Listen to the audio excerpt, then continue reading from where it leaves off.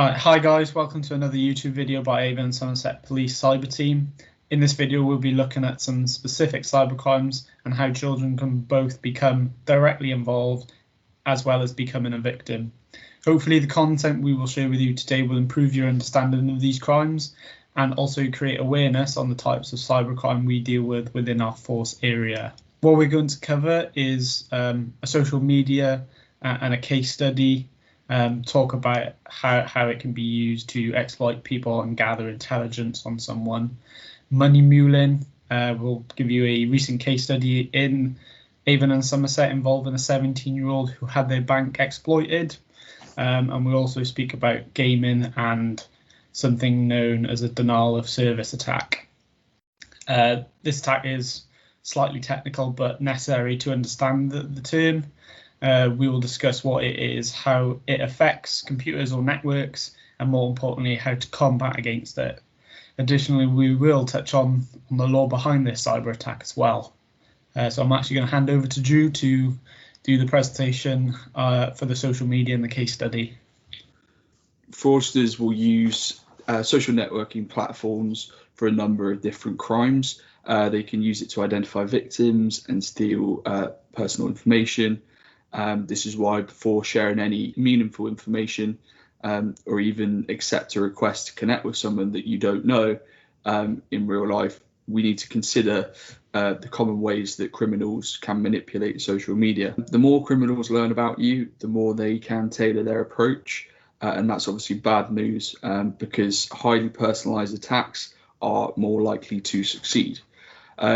If you've shared a particular passion or hobby online, a fraudster could use those details to lure you to a landing page that does look legitimate, but actually what they're doing is installing malware on your computer or stealing your credentials.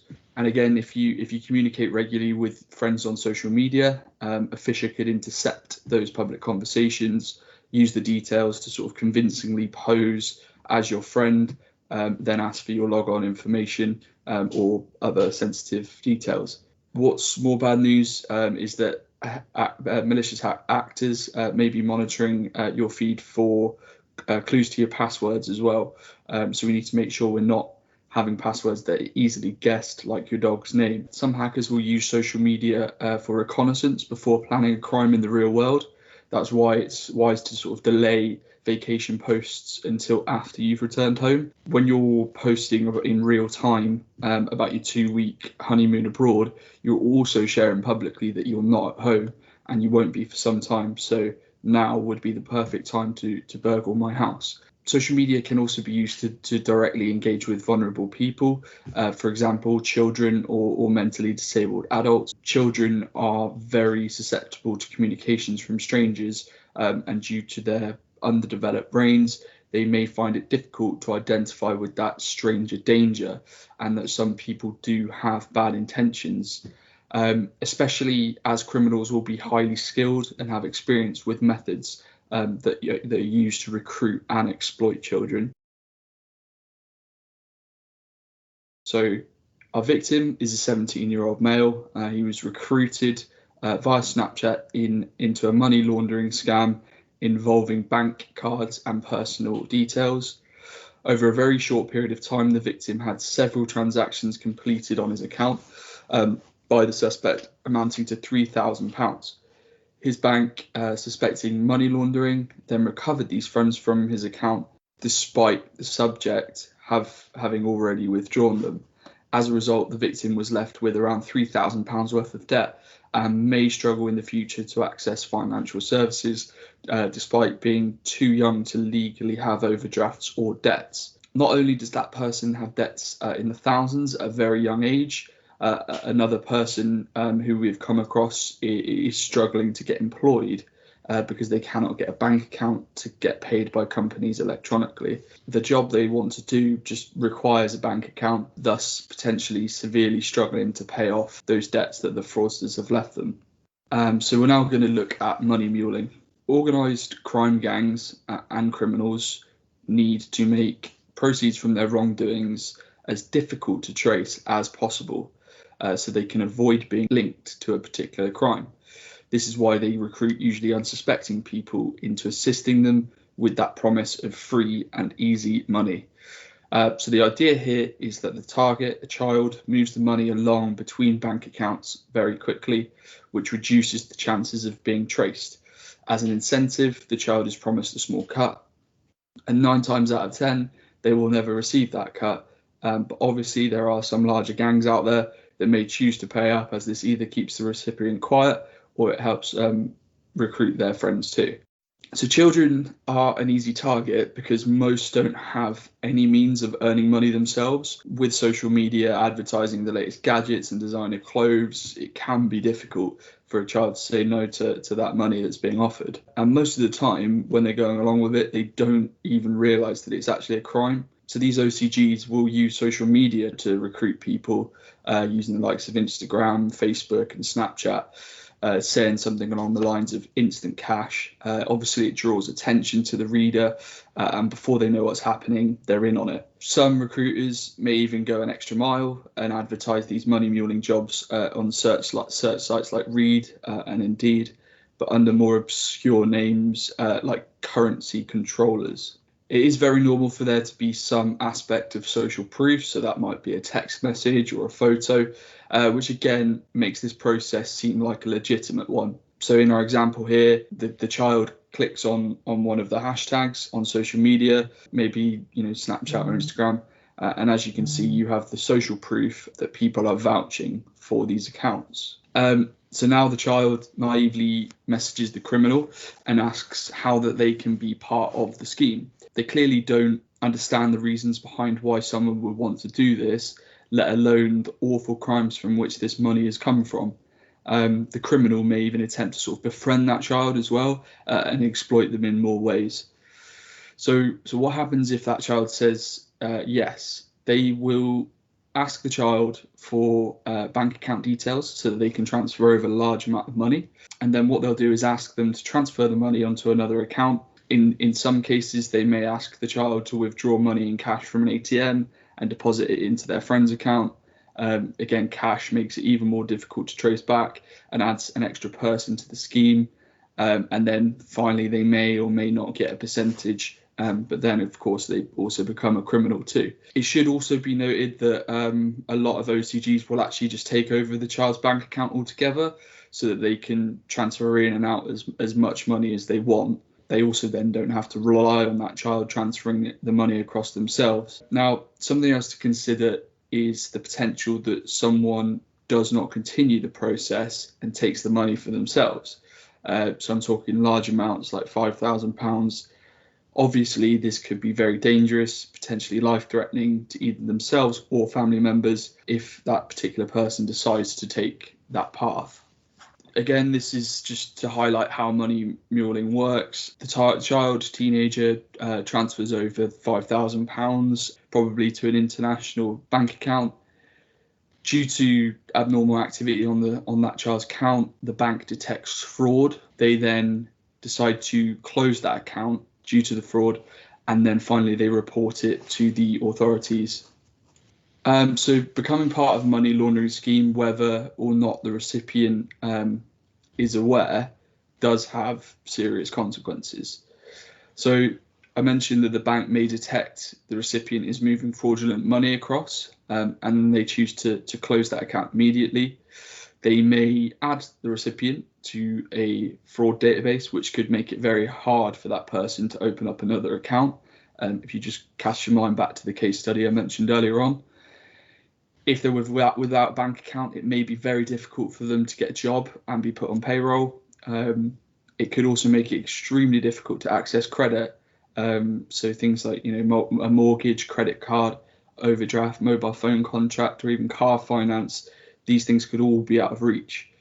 If it is reported by the banks, the account holder is the one who will be questioned by the police, whereas the offender, recruiter, or perpetrator who's just totally used the account holder gets to remain anonymous and not linked with the crime. So the recipient of the laundered money could be held accountable. So I should point out that money laundering offences carry a term of up to 14 years imprisonment. So how do you stop your child from being the mule? So we must educate, communicate, and explain to them the importance of protecting personal data at all costs. We need to take a common sense approach to this. If it sounds too good to be true, then it usually is.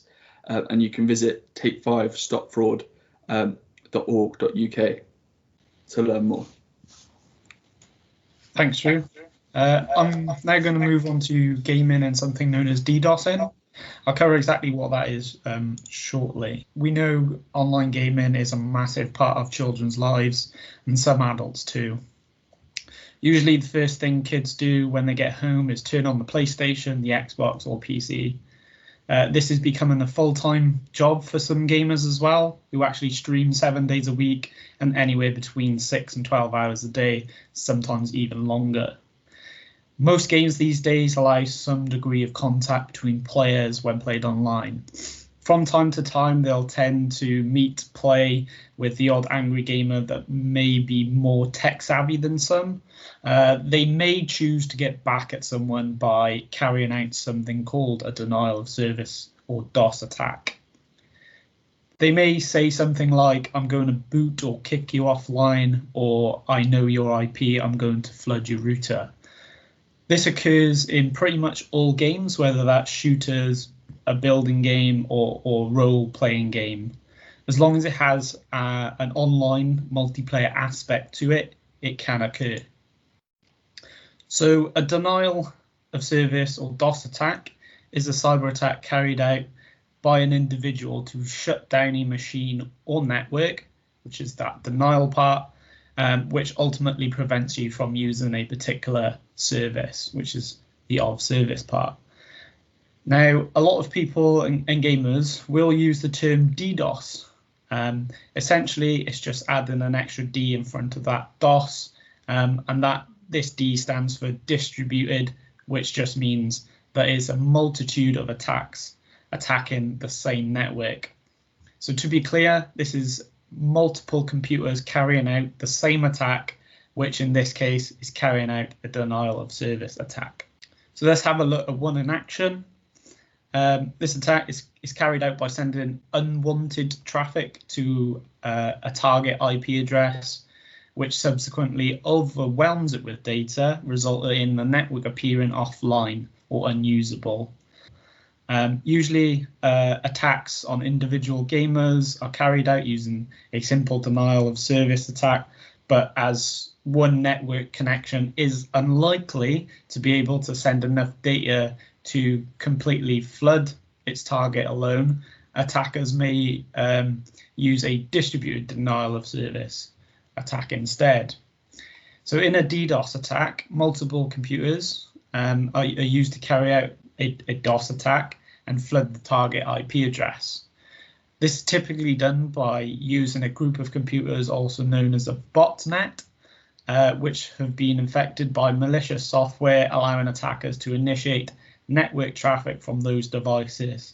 And this is often done without the owner's knowledge or awareness. To combat the potential of malware on a computer, make sure you are running anti-malware scans on your devices as often as you can. How does this malware actually get onto computers in the first place? Usually this will be through a well-crafted phishing email, text, or message that will evidently include a link or attachment. There are a number of ways that attackers can try and get you to click on their links. These are some of the techniques that they use that you should be aware of when you're reading emails or texts. Those are authority, bullying, urgency, reward, trust, and curiosity. But you should ask yourself questions before interacting with these links. Do you have to do something immediately? Are your emails, social media, or bank accounts going to be locked with immediate effect if you don't click on that link?